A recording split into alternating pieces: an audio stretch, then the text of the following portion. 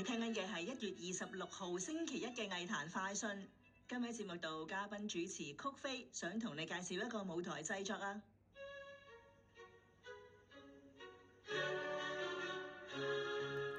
散場之後，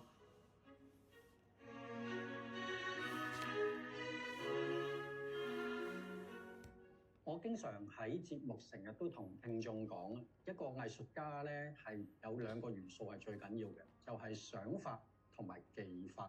咁想法咧對我曲飛嚟講係更加重要嘅。喺嚟緊嘅今年嘅藝術節咧，有一個嘅舞蹈加男音嘅 crossover。我一望到佢哋嗰個嘅題目探討嘅角色咧，我就覺得個想法非常之有嘅。講緊要探討嘅呢個角色咧，係非常之具爭議性嘅一個女性角色，叫做潘金蓮。我諗聽眾一聽到呢3個字嘅時候咧，都就好多想像啊，對於呢個咁複雜嘅女性。咁啊，而呢個作品嘅名咧就叫金蓮解構。咁啊，胭脂扣嗰個扣，曲如中華版喎。咁啊，今日咧就好高興請嚟咧舞蹈員，咁啊亦都係呢個嘅編舞家盤延伸嚟同我哋傾偈嘅。延伸你好。你好，曲飛你好，大家聽眾好。係咁啊，知道你嚟緊嘅2月初咧喺藝穗會有一個咁嘅舞蹈嘅演出啦。咁我睇翻你嘅製作咧，就係你自己跳啦，着住旗袍去跳啦，同埋咧就配合一個男音嘅音樂，就係陳志剛先生嘅。咁可唔可以先同聽眾分享下點解係潘金蓮先？好早期嘅時候咧，我哋都有一直諗緊點樣同陳志剛合作嘅。咁嗰陣時候，陳志剛先生佢就提議不如因為我姓盤啊嘛，咁佢就開玩笑咁講不如你做下盤金蓮啦咁樣。咁我話點解我要做盤金蓮啊咁樣？跟住然之後佢都冇解決到嗰個答案嘅。咁但係後尾我自己發現我自己有一次嘅即係創作經驗啦，做藝術駐留嘅時候，咁我就着咗旗袍。咁我就發現旗袍當佢着咗喺身嘅時候咧，有一種束縛啊。咁我突然間呢種束縛感咧，令我突然間扣連到一種對女性嘅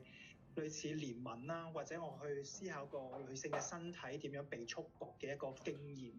咁我就突然間就諗到志剛嗰陣時同我講話不如你做盤金蓮啦咁樣。咁嘅時候，咁如果我係盤金蓮嘅話，咁我着住旗袍，咁我係邊個咧？咁我代表啲乜嘢咧？或者我可以點樣敘述，或者用我身體去敘述一種被束縛嘅經驗，又扣連翻一種金蓮嘅生命上嘅一啲受束縛之後嘅一啲改變啦，或者令到佢嘅故事變得越嚟越複雜嘅一啲狀態啦，咁樣或者生命經歷啦。咁所以就一連串嘅一啲思考同埋同志剛嘅溝通之後咧，就促使咗我要做呢個金蓮嘅呢一個系列嘅作品啦。嗱，大家都知道啦，潘金蓮係嚟自於我哋中國嘅4大奇書裡面嘅其中一本《水滸傳》。係。咁啊，其中一個章節嘅。咁你追溯翻咧，其實呢一個嘅小説啦，出版嘅時間喺14世紀啊，講緊係元朝末年咁上下啦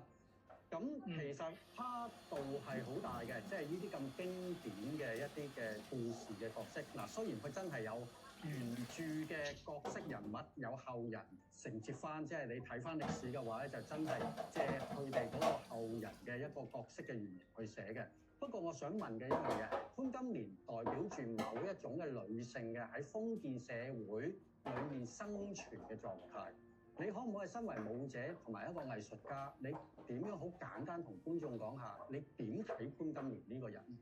其實我覺得潘金蓮佢作為一個人嘅態度或者人嘅視點去睇返，其實我係覺得佢生活係一個好不公嘅環境啦，或者喺嗰陣時嘅時代就係女性被二等化啦，或者我哋叫做唔係喺個主流社會上面又可以發表聲音啦，同埋佢所要企出嚟或者要去做一啲嘢都係俾男性好困難嘅咁樣。咁所以喺佢個生命嘅選擇入邊或者經歷入邊咧，其實佢面對好多嘅壓制或者好多嘅無奈，而因為呢啲無奈同埋壓制，慢慢佢個生命上就開始做咗一啲選擇，就係為生存而做嘅選擇。而呢啲選擇有時候我自己睇嘅話咧，其實係迫於無可奈何之際，佢用佢自己嘅美色或者用佢嘅身體去換翻嚟佢自己可以選擇嘅空間。咁所以喺嗰個過程入邊，佢就做咗一啲可能傷害人嘅行為啦，或者背叛啦，咁樣或者佢就為自己嘅生命可以更加過得更加好，或者攞到自己嘅愛嘅需要啦，咁而做咗一啲傷害人嘅事情咯，咁樣。咁但係借助一個古仔去反思啊，或者我哋呢個後人要讀嘅，或者要了解嘅，或者作為我自己要了解嘅，其實就係，咦，我哋而家個社會已經變咗咯喎。佢已經相對地冇咁多嘅不公，但係仍然都有存在。但係我哋點樣為自己發聲呢？點樣閲讀翻呢種被壓制嘅身體，而我哋可以點樣由壓制身體去解脫出嚟呢？借助呢啲古仔，或者借助去觀演嘅體驗去明白呢一點，或者去反思自己可唔可以，或者自己是否可以呢一件事咁樣咯。對我嚟講咧，潘金蓮係一個關於生存權嘅故事。即係任何一個時代咧，都係講緊你個生存嘅狀態，你嘅生存權利究竟去到邊度？即係當然啦，我哋嘅生存權利係每一個時代、每一個時間都唔一樣嘅。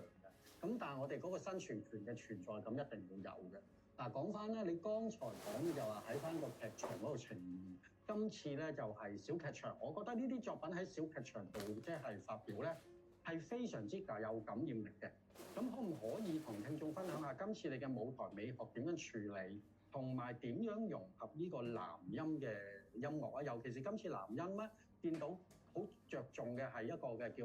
嘆五，係咁啊，究竟點樣可以處理到融合到？可唔可以介紹下？其實空間上咧，今次我哋喺藝術會咧就唔係用佢嘅小劇場嘅空間嘅，咁我哋係使用佢個酒吧嘅空間叫奶庫。係啦，咁咧就用一個類似一個比較我哋叫輕佻嘅空間啦，即係一個比較 relax 少少嘅空間，又有一啲紙醉金迷嘅感覺咧，因為佢都係一個跳舞啦，平時啲社區舞蹈啊，或者我哋叫做酒吧啊、jazz 音樂嘅空間去做呢個作品嘅。咁所以成件事我哋會有一種好似我同你，我係寫一個演員同觀眾會更加近啊嗰樣嘢，會更加日常。而唔係話好似係有個黑盒咁鏡框式咁樣，佢望我，我望你，或者有個鏡框式嘅感覺咁樣啦，都係會比較再近翻少少嘅。咁而我哋成個空間就好似，我哋入到一個生活空間，我去解構或者我去演繹一個今年嘅身體。佢面對緊嘅生命嘅軌跡，或者係佢想講嘅一啲故，或者我想講嘅一啲故仔咁樣。咁呢個故仔就係要講翻嘆五更啦。咁咧嘆五更咧，其實咧就係寫緊一個故事，就係今年咧佢就臨死嗰一刻，佢瞓覺啦，即係就嚟要死亡啦。咁然之後咧，佢就回光返照，咁咧就思考緊或者去回憶緊佢自己由細個到佢臨終嗰一刻。佢嘅生命軌跡係點？咁而五更咧就係第一更，就係佢嘅年輕嘅時候啦。跟住第二更就去到遇見佢嘅愛人啦。咁樣又第三更就再一個一個故仔咁樣褪落去。咁就一更一更咁樣講佢每一個生命嘅章節咯。咁去到一刻，最後一刻咧，佢係被武松殺死嘅。咁樣佢被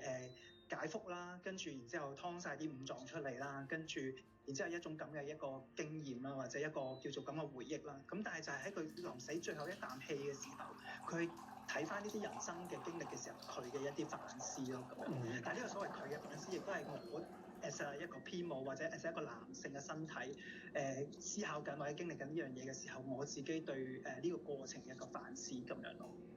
觀眾會唔會一路飲嘢一路睇，定係話都係會做翻一個觀演嗰個關係空間嗰個坐法係點樣坐？其實咧個坐法咧就應該而家暫時未透露得住先嘅，咁但係主要佢哋會係先睇咗演出啦，跟住然之後就會有一個酒吧嘅環節，咁咧我哋會有類似一個 after party 咁樣，咁男音會繼續啦，仍然都有音樂嘅參與，咁就會有我哋亦都會 serve 一啲叫做飲品咁樣，觀眾嘅門飛咧係會包咗一杯嘅酒精飲品，咁可以一齊齊傾下偈，或者再聽翻一啲男音嘅音樂咁樣，我哋可以一齊去參與喺嗰個身體嘅喐動上、身體上嘅分享咁咯。點解空間係暫時唔可以分享咧？咁因為其實而家仲創作緊啊，即係我哋嗰個間，因為由我之前初版嘅時候，我哋就喺呢個大埔藝術中心有做一個預演嘅。咁但係去到中環版，我哋覺得個空間實在太特別，所以我哋仲需要啲時間睇下，點樣去 tailor-made 翻個空間嘅一啲特性，令到我哋嘅作品可以更融入喺個空間咯。咁所以而家暫時觀眾點坐咧，點樣咧？咁我哋仲喺度商討緊咯。OK，所以賣個關子先。我覺得聽眾如果有時間嘅話咧，必須要去藝術會經驗埋呢次咁難得嘅演出。我覺得由觀演空間到題目創作到劇場元素咧，都非常之有想法同埋有一個嘅深度喺度嘅。咁啊講緊嘅咧就係呢一個嘅今年解構括中環版，演出時間係2月嘅9號至到10號嘅，地點係大家都熟悉嘅